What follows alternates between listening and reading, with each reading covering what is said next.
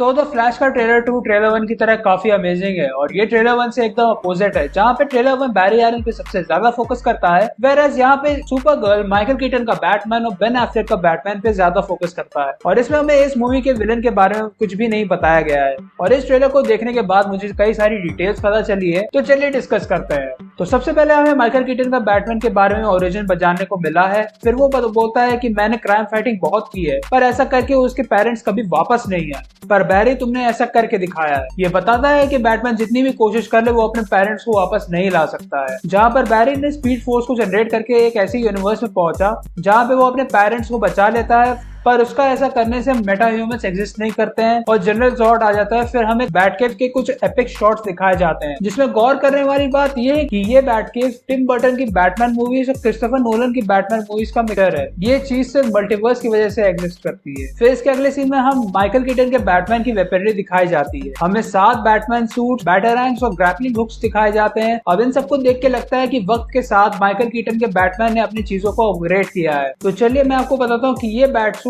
कौन कौन से हैं। तो लेफ्ट से फर्स्ट सूट में गन हॉल्स्टर्स बने हैं, जो बैटमैन की गोल्डन एज की कॉमिक्स को लेके एक ईस्टर एग है। शायद इसमें ग्रैपलिंग गन हो सकती है या असली गन। सेकंड सूट एकदम कॉमिक बुक एक्यूरेट है, क्योंकि कॉमिक्स में ब्रूस वेन मेनली यही सूट यूज करता है और एडम वेस्ट का ब्रूस वेन यही सूट यूज करता है, जिसका 1960s में एक शो आया करता था। थर्ड सूट बैटमैन मूवी को लेके एक ईस्टर एग है, जो 1989 में आई। फोर्थ सूट बैटमैन रिटर्न्स को लेके एक ईस्टर एग है। फिफ्थ सूट शायद एक अंडर वाटर सूट है या एक निंजा सूट है। कमेंट्स में बताना कि आपको क्या लगता है। सिक्स्थ सूट में गॉगल्स लगे हैं, ये शायद नाइटमैन टाइमलाइन वाला बैटमैन या जस्टिस लीग में क्लाइमैक्स वाली फाइट में ब्रूस जो सूट यूज करता है उसको लेके एक ईस्टर एग है। इसके अगले सीन में जहाँ पे माइकल कीटन का ब्रूस बैरी से कहता है कि तुमने वो चीज कर दिखाया जो वो कभी खुद नहीं कर पाया।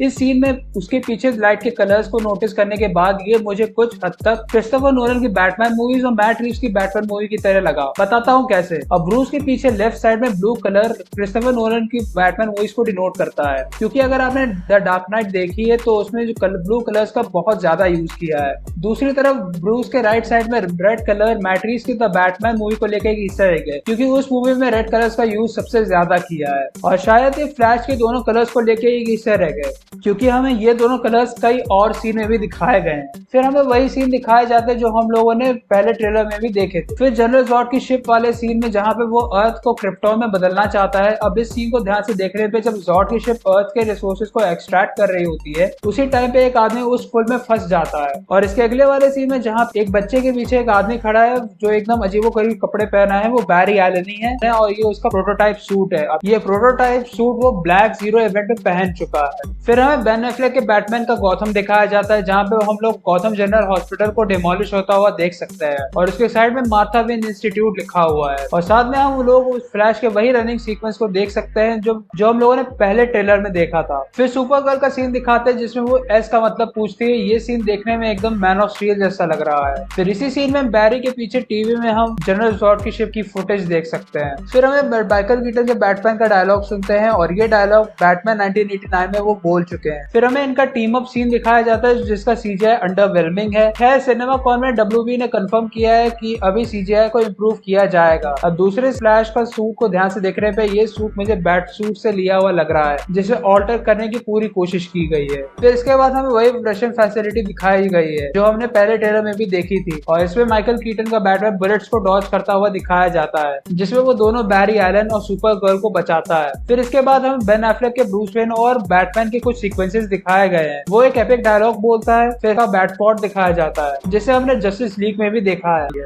फिर इसके बाद सुपर गर्ल का डायलॉग आता है। अब इसको देख के लगता है कि इनकी सिचुएशन कंट्रोल में नहीं आ रही है, क्योंकि फ्लैश पॉइंट के आखिरी में फ्लैश की टीम से सिचुएशन हाथ से निकल जाती है और इसके अगले सीन में हम लोग बैटमैन को झुकता हुआ देख सकते हैं। फिर हम लोग बैरी को बिजली का झटका खाते हुए देख सकते हैं। अब अगर आप कंफ्यूज हो तो मैं आपको बता दूं, जब फ्लैश पॉइंट में बैरी गया था तो बैरी अपनी माँ को बचा तो लेता है पर उसकी पावर्स चली जाती। अब ये सीक्वेंस बैटकेव में हुई है। फिर दूसरा बैरी जो है वो बैरी के बर्न्स को टच करता है और फिर सुपर गर्ल उसे आसमान में ले जाती है। अब वही वॉरफेयर वाले सीन में जहाँ पे नामेक आ जाता है जो बैटपॉट को डिस्ट्रॉय कर देता है। ये वाला सीक्वेंस मैन ऑफ स्टील को लेके एक ईस्टर एग है, क्योंकि उस उसमें भी वो एयरफोर्स से ऐसे ही लड़ता है। और इसमें हमें माइकल कीटन के बैटमैन की लैंडिंग दिखाई जाती है एंड बैटमैन नेवर डिसअपॉइंट। तो उसमें जो बैटफोर्ट का सीन है वो टिम बर्टन की बैटमैन की मूवीज को लेके एक ईस्टर एग है। और हाँ, फ्लैश का जापानीज ट्रेलर में भी कुछ और सीन ऐड किए हैं जो इस मूवी की कॉमेडी टोन दिखाती है। तो अगर आपको ब्रेकडाउन देखने में मजा आया तो लाइक करो, दोस्तों के साथ शेयर करो, चैनल को सब्सक्राइब करो। अपनी मूवी के एक्साइटमेंट मुझसे बातचीत करने के वक्त सोशल मीडिया पे और कमेंट्स में बता सकते हो। So that's it, be amazing.